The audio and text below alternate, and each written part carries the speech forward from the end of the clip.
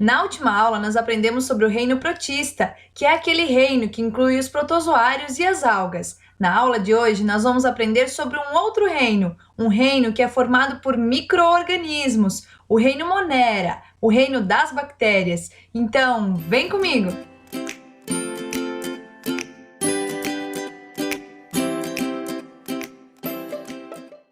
As bactérias são minúsculos seres vivos, os seres mais primitivos que existem, e a maior parte das bactérias só pode ser vista através de um microscópio. Isso porque as bactérias são unicelulares, ou seja, elas possuem apenas uma única célula. Dá uma olhadinha nessa imagem que eu coloquei aqui no lado. Essa é uma imagem obtida através de um microscópio. Verifique que cada um desses bastõezinhos aqui, é uma bactéria. Sim, porque como eu te falei, a bactéria ela é unicelular e possui apenas uma única célula.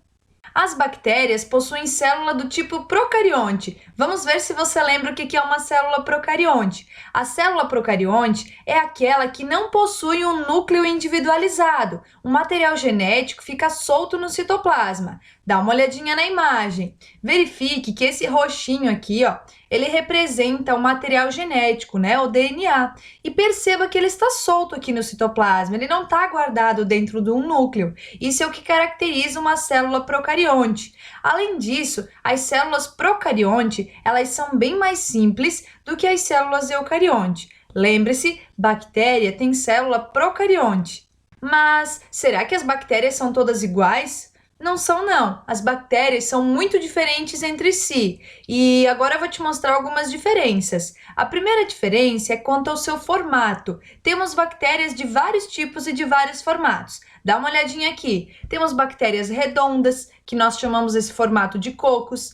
Temos bactérias no formato de bastão. Dá uma olhadinha só. E nós chamamos esse formato de bacilos. E temos bactérias também em formato de espiral, igual aquele espiral lá do seu caderno. E a essas bactérias a gente dá o nome de espiraladas. Além do seu formato, as bactérias também são diferentes quanto ao seu tipo de habitat. Nós temos bactérias que vivem em diversos lugares. Bactérias que vivem em lugares quentes, lugares frios, em pântanos, na beira de vulcões, em geleiras, aliás, em todos os lugares do nosso planeta. Você sabia que inclusive nós temos bactérias que habitam o nosso próprio corpo humano? Sim, temos bactérias boas que têm o nosso próprio corpo como habitat. Como você viu, as bactérias podem habitar diversos lugares do nosso planeta, podem viver em lugares extremos, e por isso nós temos bactérias que dependem de oxigênio para viver, mas temos também bactérias que não dependem de oxigênio. As bactérias que precisam do oxigênio para viver, que respiram, são chamadas de bactérias aeróbicas. Já aquelas bactérias que não dependem do oxigênio, que vivem sem ter o gás oxigênio, são chamadas de anaeróbicas. Nós já vimos os formatos das bactérias, já vimos onde elas habitam e também que algumas respiram e outras não. Mas do que será que uma bactéria se alimenta? O que uma bactéria come? A maior parte das bactérias se alimenta de matéria morta, de matéria orgânica, de seres vivos que morreram. Dá uma olhadinha nessa figura que eu coloquei aqui, essa figura da maçã. Perceba que a maçã está passando por um processo de apodrecimento e aqui estão agindo as bactérias e os fungos. Então, eles consomem esse alimento e devolvem para a natureza nutrientes que são essenciais, nutrientes que depois vão poder ser absorvidos pelas plantas. Essas bactérias que se alimentam de matéria morta são chamadas de bactérias decompositoras. Além dessas bactérias, nós temos também bactérias que se alimentam de outros seres vivos. Sim, de seres que ainda estão vivos. Essas bactérias nós chamamos de parasitas e são bactérias que causam doenças, inclusive causam doenças em seres humanos. Algumas doenças causadas por bactérias são a cólera, a meningite, o tétano e a leptospirose.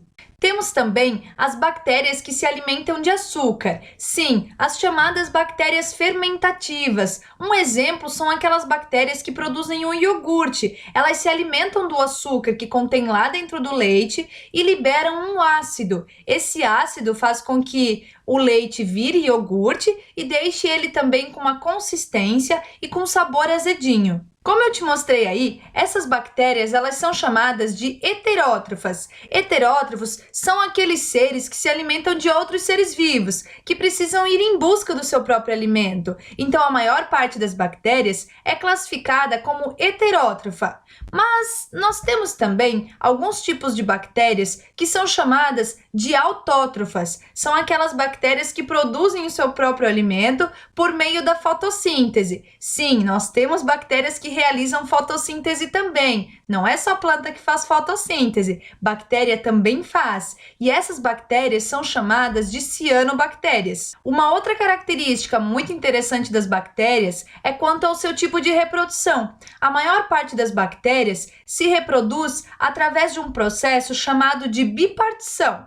Olha só nessa figura que eu coloquei para você. Uma bactéria, ela faz um clone de si mesma. Isso mesmo, uma bactéria, né, a célula mãe, vai dar origem a outra bactéria igualzinha a ela, que nós chamamos de célula filha. Esse tipo de reprodução é chamada de reprodução assexuada e não envolve gametas. Uma bactéria apenas faz um clone de si mesma. E olha só que interessante, bilhões de bactérias podem se formar a partir de uma única bactéria em apenas 24 horas, porque esse processo ele é muito rápido. E nós vamos chegando ao fim de mais uma aula. Espero que você tenha compreendido um pouco mais sobre o reino Monera. Na próxima aula tem mais. Acesse o portal do aluno para verificar a sua atividade do dia. Até a próxima, pessoal, e tchau, tchau!